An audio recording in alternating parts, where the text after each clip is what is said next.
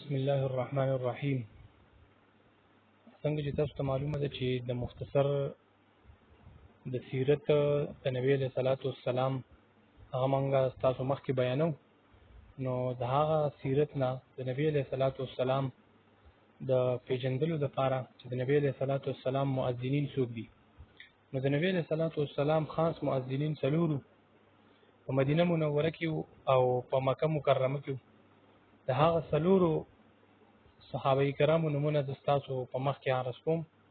موږ او تاسو له پکار دی چې موږ د اسلام کوینز، موږ د اسلامي معلوماتو نه ځان خبر کو، د اسلام نه ځان خبر کو، په اسلام باندې ځان پوه کو، د نبی له صلوات والسلام وپیژنو.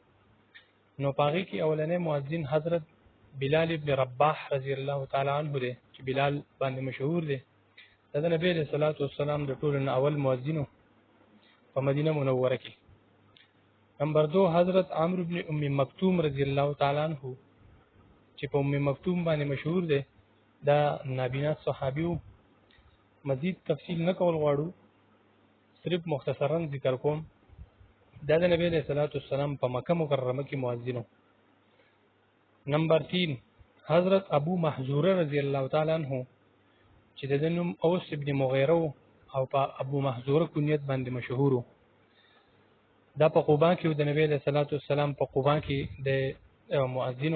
نمبر 4 حضرت سعد بن معاذ رضی الله تعالی عنہ، دا حضرت عمار ابن یاسر رضی الله تعالی عنہ غلامو. دا څلور صحابه کرام د نبی صلی الله علیه وسلم مؤذنین دي. زاد المعاد کې ابن قیم دا ذکر کړی فصل فی مؤذنیه علیه الصلاۃ والسلام.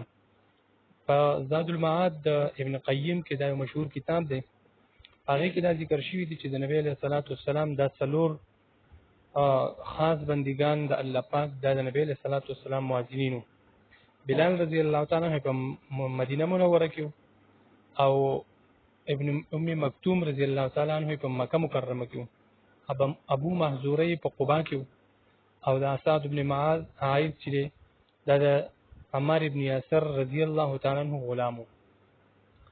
نو د داسې مختصر ویډیوګانو لپاره تاسو زموږ چینل سبسکرایب کړئ، لایک کمنټ ورکړئ چې زموږ حوصله افزایي شي.